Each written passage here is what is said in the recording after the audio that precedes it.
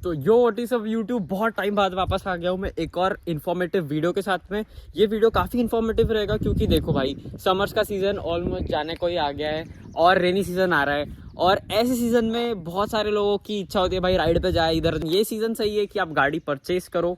And if आप plan कर रहे हो एक CBR लेने की, तो यही वीडियो जब आप गाड़ी लेते रहोगे तभी प्ले कर देना। मैं आपको प्रॉमिस करता हूँ ये वीडियो आपके लिए बहुत इन्फॉर्मेटिव होगा और इन डिटेल अपन जाएंगे। जो इतने टाइम से अपन ने बातें की थी, अपन ने सोचा था कि गाड़ी कैसी रहनी चाहिए, क्या क्या उसके एस्पेक्ट्स है जो रहने चाहिए, जो नहीं रेड फ्लैग्स है, जो ग्रीन फ्लैग्स है वो, क्योंकि अभी धीरे धीरे वापस CBR ट्रेंड में आ रही है। और हमारा देख के भगवान की कृपा से बहुत सारे जन अभी भी CBR लेने का प्लान कर रहे हैं, लेकिन वही कमेंट्स आते हैं कि भाई कैसे इंस्पेक्शन करें, कैसे क्या करें।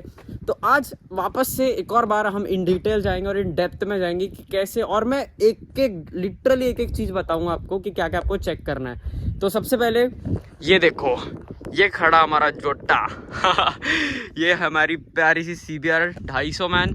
और थोड़ी इनकम्प्लीट सी लग रही होगी, सामने का ब्रैकेट नहीं है एंड वो एग्जॉस्ट वगैरह पेंट होने का अभी फ़िलहाल, तो उतनी चीज़ें इग्नोर कर देना। लेकिन विदाउट वेस्टिंग टाइम सीधा अपन काम की बात करते हैं भाई। तो चलो, तो ठीक है चालू करते हैं। तो सबसे बड़ी मिस्टेक जो हर कोई बंदा करता है वो ये है कि गाड़ी को ऊपर से देख के जज करते हो। जैसे बॉडी किट क्लीन है, बॉडी किट खराब है, उसके ऊपर से कभी गाड़ी को जज नहीं किया जाता है। स्पेशली अगर आप बात CBR 250R की कर रहे हो, क्योंकि मोस्ट ऑफ द टाइम होता है कि बॉडी ऊपर से काफ़ी क्लीन होती है लेकिन उसमें इंटरनल प्रॉब्लम्स होती है।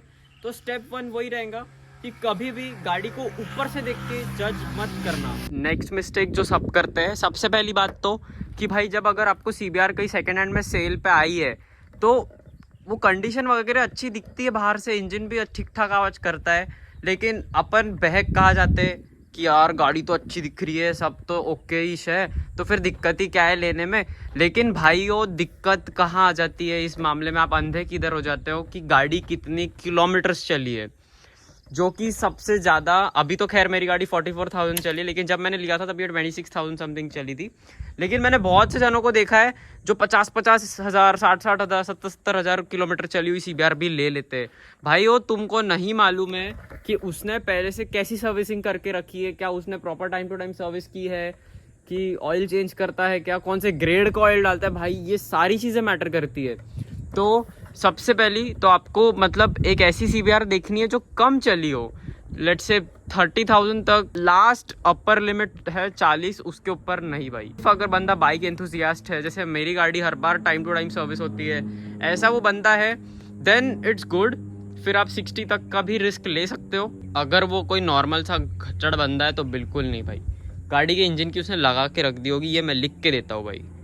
10-12 साल पुरानी गाड़ी भूमिक भाई कम इस पे कैसे मिल जाएगी हमारे को, ऐसा नहीं। तो भाई देखो CBR एक टाइप से नॉर्मल बाइक नहीं है भाई।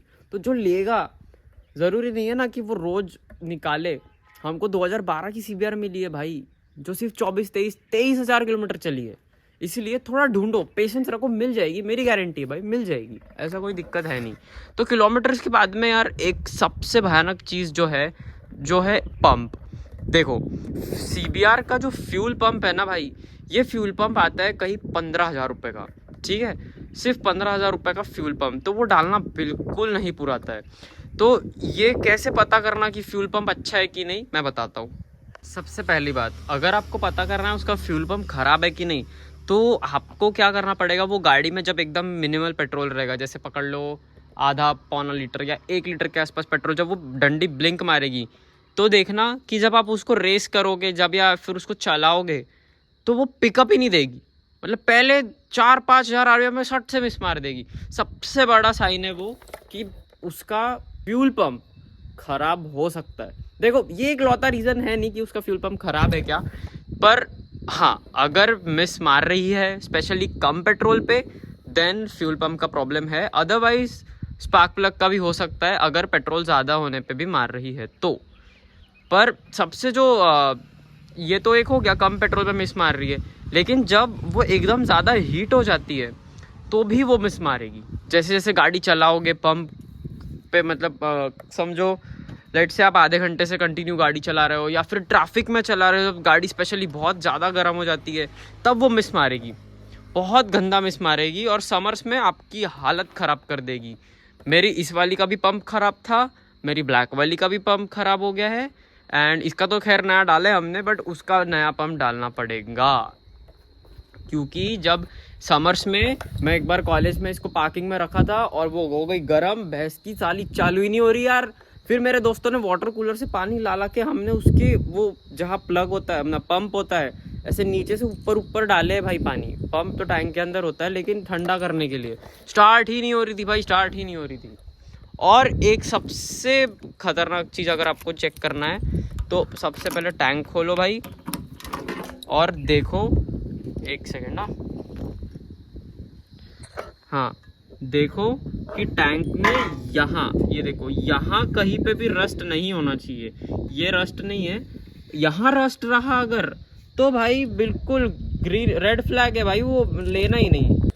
क्योंकि टैंक में अगर कहीं पे भी रस्ट रहा भाई, भाड़ में गई वो गाड़ी, दूसरी देखो, लेना ही नहीं। टैंक सड़ गया ना, तुम्हारा पंप भी सड़ाएगा वो, और बहुत हद तक चांस है कि तुम्हारी थ्रॉटल बॉडी भी सड़ा देगा वो। इसलिए बिल्कुल नहीं भाई, टैंक में जाएंगे भाई आपको राम राम, घर लेके जाओ गाड़ी, मैं जा रहा अपने घर, ठीक है जी। तो अभी दूसरी बात जो अपने को ध्यान में रखनी है वो ऑब्वियसली बहुत कॉमन चीज़ है, जो है इंजन की आवाज़, ठीक है। तो मैं यहाँ की क्लिप पहले ये क्लिप देखो जिसमें जब इसका इंजन का काम आया था तो ये कैसी आवाज़ कर रही थी। ये देखो ये आवाज़ बोल रहा है।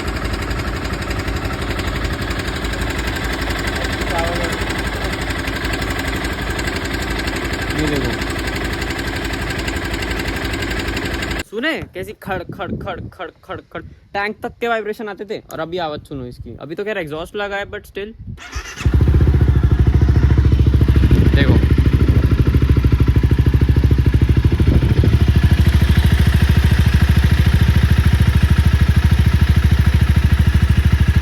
जो हल्की सी सिक सिक सिक आवाज़ है ना, वो सिम की है, वो इतनी कुछ बड़ी इशू नहीं है, वो तो चलते रहता है सिम का आवाज़, लेकिन बाकी एकदम नॉर्मल आवाज़, ठीक है जी। अभी आपने देखा जैसे जो सक सक सक सक आवाज़ आ रही है वो नॉर्मल है, बट नॉकिंग साउंड नहीं आनी, जैसे खड़ खड़ खड़ खड़ खड़ ऐसा बिल्कुल आवाज़ नहीं आना चाहिए भाई। अगर वो आवाज़ आ रहा है तो समझ लो वो गाड़ी का या तो पिस्टन गया है या तो क्रैंक गया है, और सिर्फ क्रैंक ही CBR का 30-35 हज़ार रुपये का आ जाता है, उसके ऊपर पिस्टन भी लेना पड़ेगा और अपनी भी लगानी पड़ेगी दाव पे। इसलिए मत लो जिसमें से इंजन का आवाज़ है। वो भाई बोलेगा कि यार कुछ भी यार नहीं है, अभी ये है रे भाड़ में जा, मेरे को नहीं लेनी, मैं कोई और गाड़ी ले लूँगा, ठीक है। बहको मत, प्यार में इतना अंधा नहीं होना चाहिए, नहीं तो अपनी वो गिरवी रख देनी पड़ेगी तुमको, समझो। मैंने जो गलती की वो मत करो, थोड़ा रुक के लो। जैसे हमारी वाइट वाली हमने जो अभी बीच में ली थी, जिसको अभी ब्लैक में ट्रांसफॉर्म किया है, वही पेशेंस से ली थी। मानता पंप खराब हो गया, मेरी गलती से खराब हुआ है, बट ठीक है भाई, उसमें और एक भी काम नहीं आया मेरे को अभी तक। जितना मैंने किया सब शौक में किया, लेकिन कभी कुछ काम नहीं कराया, सिर्फ पेट्रोल डाला, सर्विसिंग किया, चले, ठीक है। तो ये बात भी एक आपको ध्यान में रखने की है। जो दूसरा पॉइंट है वो ये है कि आपकी गाड़ी को कैंसर नहीं होना चाहिए। आप बोलोगे भूमिक भाई गाड़ी को भी कैंसर होता है क्या? यस। तो गाड़ियों का कैंसर हम जिसको बोलते हैं उसको कहते हैं रस्ट, यानी कि जंग। तो गाड़ी की चेसी, यहाँ कोई भी कोने काने में कहीं भी रस्ट नहीं होना चाहिए। ये रस्ट ना फ्रेम फ्लैटर का, वो 10 सालों मेरे को बोलोगे नहीं तो, ठीक है। तो कहीं रस्ट होना नहीं चाहिए गाड़ी के कहीं भी किसी भी पार्ट में, क्योंकि भाई रस्टिंग सबसे वाहियात चीज़ होती है, वाहियात। रस्टिंग होना ही नहीं भाई गाड़ी में, ठीक है। तो रस्टिंग भी चेक कर लेना कि कहीं पे रस्टिंग होनी नहीं चाहिए। बाकी पेंट हो, टायर हो, चेन स्प्रॉकेट हो, हेडलाइट हो, ये भाई ये सारे कॉस्मेटिक चेंजेस ये आप कर लोगे, या तो आपको मोस्ट ऑफ द टाइम अच्छा मिल ही जाएगा। बट जहाँ दिक्कत है ना भाई वो है इंजन, क्योंकि CBR को एक अलग ग्रेड का ऑयल लगता है जो इसमें जाता है, एंड हर कोई ऑयल इसको सूट नहीं करता है भाई।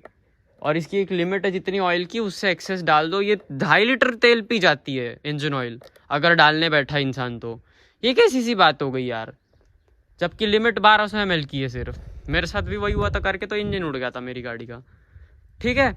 तो ये सीरीज ध्यान में रखना। और जो छोटी छोटी चीज़ बता देता हूँ जहाँ पैसे बचा सकते हो, सस्पेंशन में कहीं से ऑयल का लीकेज नहीं होना चाहिए भाई, क्योंकि सस्पेंशन में अगर ऑयल का लीकेज रहा तो भाई फिर एक सिंगल सिलेंडर के 2000 रुपये लग जाएंगे। ये मेरा फॉग लाइट तड़क क्या क्या भाई, अभी ये तो मैंने नोटिस ही नहीं किया यार। तो वो चीज़ ध्यान में रखना, क्योंकि ऑयल सील लीकेज रही ना भाई तो उसको तुरंत बोल देना, देख भाई एक सिलेंडर के मेरे को लगे हाथ 2000 रुपये लग ही जाएंगे, तो तेरे को उतना कम करना ही पड़ेगा भाई। तो यही कुछ हिसाब है CVR का। तो देखो ऐसा नहीं है कि गाड़ी सिर्फ खर्चे ही मांगेगी, ये बहुत रिलायबल गाड़ी है। अगर इसको बस एक टाइम टू टाइम सर्विस और प्यार से तमीज में चलाओगे भाई, वो गाड़ी नहीं छोड़ेगी भाई, 10 साल और चल सकती है गाड़ी। इतना चुम्मा इंजन है इसका। बस वही है यार, उसको प्यार से रखो, प्यार से केयर करो, और तो ये गाड़ी आपको कभी डिसअपॉइंट नहीं करेगी एज ऑफ माय ओपिनियन। तो खैर, और एक इम्पॉर्टेंट चीज़ बता देता हूँ, कभी भी इसको रिजर्व पे एकदम ड्राई होने तक के मत चलाओ, उससे भी पंप आपका ख़राब हो सकता है, क्योंकि ये फ्यूल इंजेक्टेड गाड़ियाँ होती है, इनमें कभी भी रिजर्व पे बार बार लगने नहीं देना चाहिए, नहीं तो इनके इंजेक्टर्स पे लोड आता है। तो ये बेसिक चीज़। खैर ये सारी चीज़ें तो मैं आपको एक दूसरे वीडियो में बताऊंगा इन डिटेल कि कैसे आप इसको इस तरीके से मेंटेन कर सकते हो कि आपको 5-10 साल आपका साथ ईजिली दे दे भाई, ईजिली बोल रहा हूँ। तो उम्मीद करता हूँ वीडियो पसंद आया होगा, वीडियो इन्फॉर्मेटिव लगा होगा। तो ये वीडियो तुरंत वही खोल देना जहाँ गाड़ी लेने जा रहे हो। तो अगर इस ईयर प्लान है, गॉड ब्लेस यू, कि आप इस साल आपकी गाड़ी ले लो, जो भी गाड़ी लेनी है, नहीं ज़रूरी नहीं है CBR ही हो, पर गॉड ब्लेस यू मैन। और आपने जो प्यार दिखाया भाई इतने वीडियोस पे, हर वीडियो पे अभी 2-2 हज़ार शॉर्ट्स पे व्यूज़ आ रहे हैं, लॉन्ग फॉर्मेट पे व्यूज़ आ रहे हैं, उसके लिए बहुत बहुत थैंक यू भाई दिल से। तो मिलूंगा आपसे मैं फिर इसी चैनल पे किसी न्यू ब्लॉग के साथ। Till then, ride hard, ride safe, stay safe.